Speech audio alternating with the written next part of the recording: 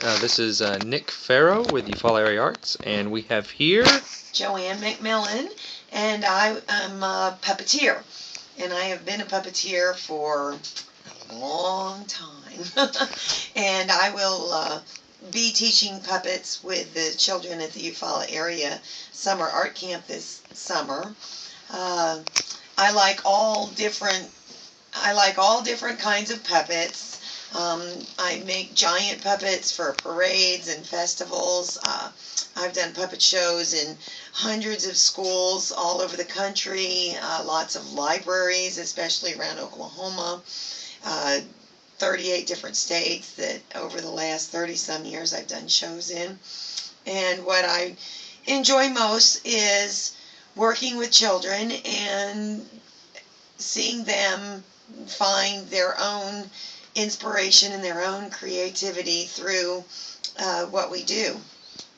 And so we have an idea for this summer. It's the solar system and planets, and the children are encouraged to have their own concept of what a cartoon or a caricature of a planet might be, and draw a sketch, and then I help them figure out how we could make that. And that's pretty much what I do everywhere I go is, we'll start with a general idea and then encourage the children to create something out of their own imaginations that will help them tell a story about those things.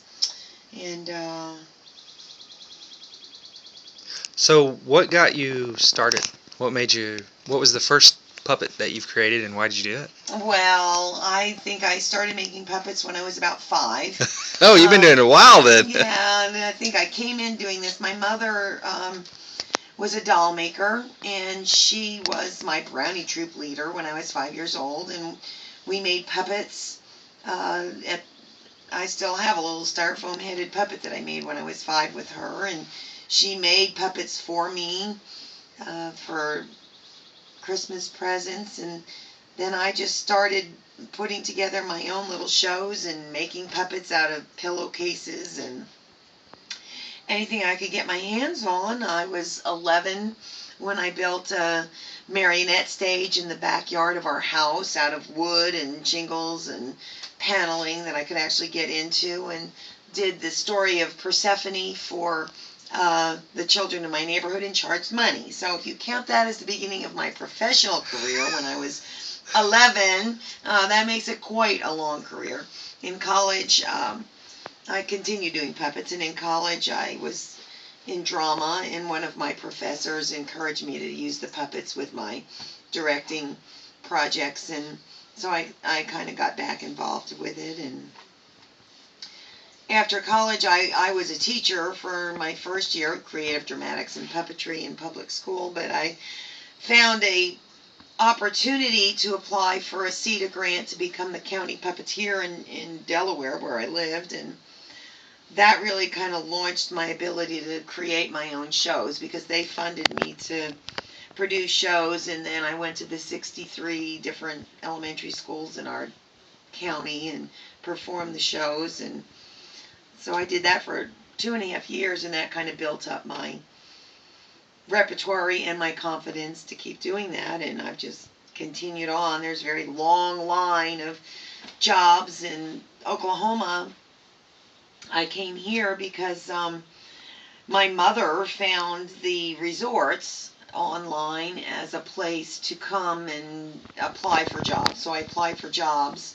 Actually, it wasn't online then. It was through her library job that she found it.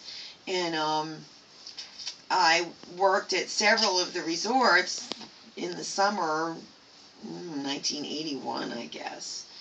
And came back in 82 and met the man that I married, and stayed here and worked at the resorts as the recreation director and doing puppets for years and years then, until I applied for the Oklahoma Arts Council in 1992.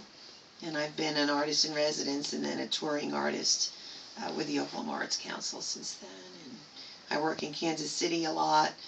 I worked at a Puppetry Arts Institute there for several years as their artist in residence. And yeah, I've done shows at the Truman Library there and the Kirkpatrick Air and Space here and lots of different museums and libraries, Cowboy Hall of Fame, right? So lots and lots of puppets and lots of puppet shows, and still my favorite thing to do is work with the children and get them excited about expressing their own creativity. So let's do that. So if, let's say, 100 years from now, someone was watching this video, what would you like to tell them? Student or parent or anything along the lines of that? Well, my pet peeve right now is that children are highly organized and extremely plugged into electronics.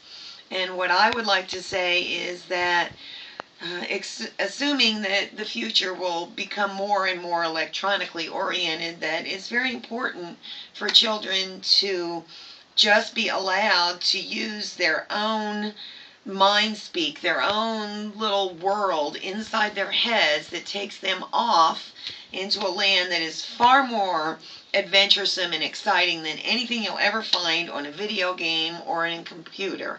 It's just what goes on inside children, and making all kinds of stuff available for them to make things out of and create things and just physically do it in the company of other children with, maybe an adult standing by to hand them things.